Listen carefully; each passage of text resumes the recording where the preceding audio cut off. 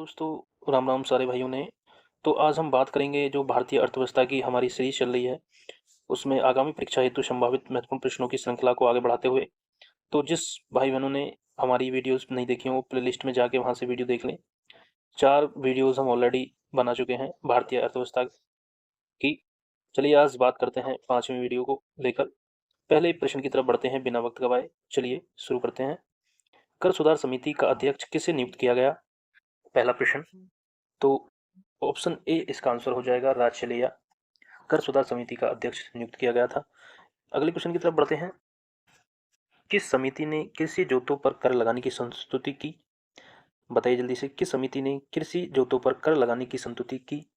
तो इसका आंसर हो जाएगा दोस्तों ऑप्शन डी राज समिति। तो दोस्तों जो भी भाई बहन हमारे चैनल पर नए हैं तो प्लीज़ चैनल को सब्सक्राइब कर लें। हम UP triple S C PET 2023 की तैयारी करा रहे हैं। तो चलिए अगले क्वेश्चन पर बढ़ते हैं। संरचनात्मक बेरोजगारी का क्या कारण है? बताइए जल्दी से। ऑप्शन ए भारी उद्योग की विनीति, ऑप्शन बी अपस्फीति की अवस्था, ऑप्शन सी कच्चे माल की अवस्था, अपर्याप्त उत्पादन क्षमता, ऑप्शन डी। बताइए संरचनात्मक बेरोजगारी जो कि भारत में देखने को मिलती है का क्या कारण है?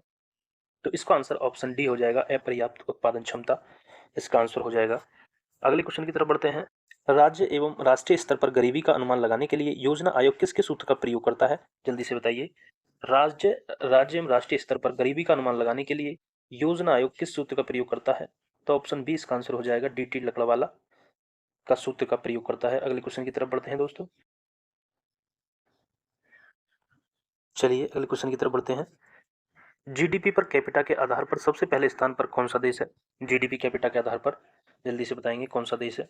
तो इसका आंसर दोस्तों ऑप्शन ए हो जाएगा लग्जमबर्ग। आगे बढ़ते हैं। भारत में उच्चतम मानव विकास सूचकांक एचडीआई किस राज्य में है?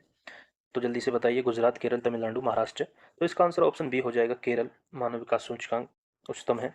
अगले क्वेश्चन की तरफ बढ़ते हैं दोस्तों। जनसंख्या वृद्धि से आर्थिक विकास की गति कैसी होती है? मंद हो जाती है दोस्तों, मंद हो जाती है। इसका आंसर हो जाएगा ऑप्शन सी, मंद हो जाती है। आगे बढ़ते हैं दोस्तों। निम्न में से कौन से देश में मिश्रित अर्थव्यवस्था है? वेरी वेरी इंपॉर्टेंट प्रश्न।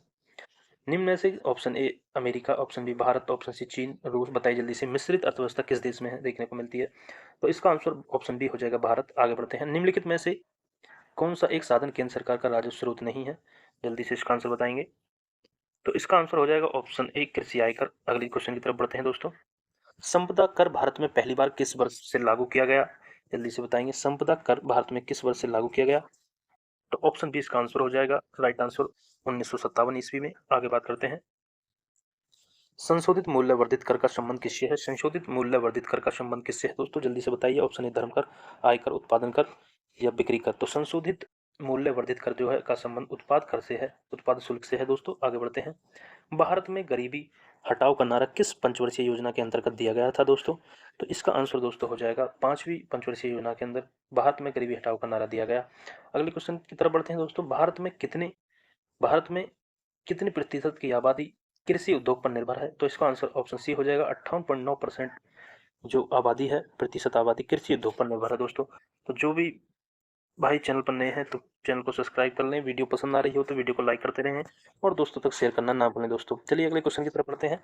निम्नलिखित में प्राथमिक क्षेत्र किसे कहा जाता है दोस्तों? Very very important. तो प्राथमिक क्षेत्र आपका कृषि क्षेत्र को कहा जाता है दोस्तों। प्राथमिक क्षेत्र कृषि क्षेत्र को कहा जाता है और द्वितीय क्षेत्र आपका औद्योगिक क्षेत्र को और तृतीय क्षेत्र सेवा क्षेत्र को कहा जाता है। ये भी आपको याद रखना है। तृतीय क्षेत्र सेवा क्षेत्र के नाम से और द्वितीय क्षेत्र औद्योगिक क्षेत्र के नाम से जाना जाता है। आगे बढ़ते हैं अगले क्वेश्चन की तरफ। इनमें से कौन सा भारत सरकार का केंद्रीय बैंक है? तो ऑप्शन बी इसका आंसर राइट आंसर हो जाएगा reserve bank of India Bharat सरकार का केंद्रीय बैंक है। अगले क्वेश्चन की तरफ बढ़ते हैं। व्यावसायिक बैंक का राष्ट्रीयकरण कब किया गया? व्यावसायिक बैंक का राष्ट्रीयकरण तो ऑप्शन सी इसका आंसर हो जाएगा 1969 ईस्वी में किया गया। अगले क्वेश्चन की तरफ बढ़ते हैं। अगले क्वेश्चन की तरफ बढ़ते हैं। अंतर्राष्ट्रीय व्यापार संबंधी नियमों को निर्धारित करने वाली संस्था कौन है? अंतर्राष्ट्रीय व्यापारिक संबंधी नियमों को निर्धारित करने वाली संस्था कौन सी है दोस्तों? जल्दी से बताइए इसका आंसर। अंतर्राष्ट्रीय बैंकों को तो इसका आंसर दोस्तों ऑप्शन ए हो जाएगा विश्व बैंक, इसका आंसर हो जाएगा। अगले क्वेश्चन की तरफ बढ़ते हैं दोस्तों। लीची का विश्व में सबसे बड़ा उत्पादक देश कौन सा है? लीची का लीची का विश्व में सबसे बड़ा उत्पादक देश कौन सा है दोस्तों? ऑप्शन डी हो जाएगा चीन, इसका आंसर हो जाएगा। अगले क्वेश्चन की तरफ बढ़ते हैं। भारत में राष्ट्रीय आय की गणना के लिए सर्वमान्य प्रमाणित संस्था कौन सी है? भारत में राष्ट्रीय आय की वेरी वेरी इंपॉर्टेंट क्वेश्चन दोस्तों, बार बार परीक्षा में पूछा जाता है। ऑप्शन सी इसका राइट आंसर हो जाएगा। केंद्रीय सांख्यिकी संगठन राष्ट्रीय आय की गणना के लिए सब मान्य प्रमाणित संस्था है। अगले क्वेश्चन की तरफ बढ़ते हैं। भारत में वित्तीय वर्ष किसे कहा जाता है? वेरी वेरी इंपॉर्टेंट, भारत में वित्तीय वर्ष जल्दी से बताइए, भारत में वित्तीय वर्ष किसे कहा जाता है? तो ऑप्शन ए इसका राइट आंसर हो जाएगा। 1 अप्रैल से 31 मार्च इसका आंसर हो जाएगा। चलिए आगे बढ़ते हैं। तीसा तीसा की भयानक आर्थिक मंदी को उबरने के लिए किसने सुझाव दिया? तो इसका आंसर दोस्तों प्रोफेसर केन्स, ऑप्शन ए इसका आंसर हो जाएगा। अगले क्वेश्चन की तरफ बढ़ते हैं।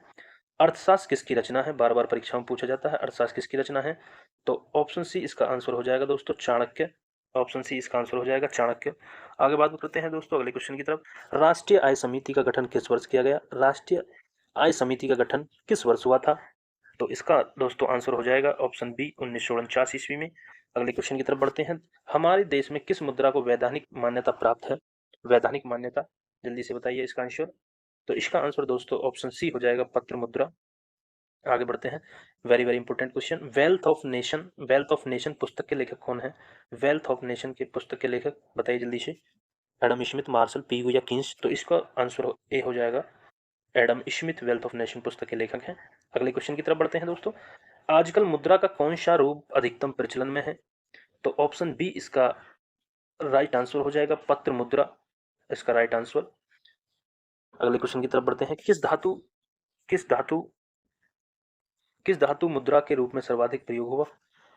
तो ऑप्शन डी इसका आंसर हो जाएगा चांदी और सोना धातु का मुद्रा के रूप में सर्वाधिक प्रयोग हुआ है।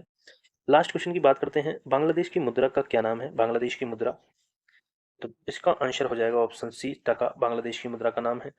तो दोस्तों आज की वीडियो में इतना ही। आशा करता हूँ ये आपको वीडियो पसंद आई होगी। वीडियो पसंद आई होगी तो वीडियो को लाइक करें, शेयर करें अपने दोस्तों तक जो तैयारी कर रहे हैं यूपी ट्रिपल एस CPT 2023 की। और दोस्तों चैनल को भी सब्सक्राइब कर लें ताकि हमें मोटिवेशन मिलता रहे। मिलते हैं अगली वीडियो में ऐसी ही नई जानकारी के साथ। तब तक के लिए जय हिंद, जय भारत। खुश रहें, स्वस्थ रहें, मस्त रहें।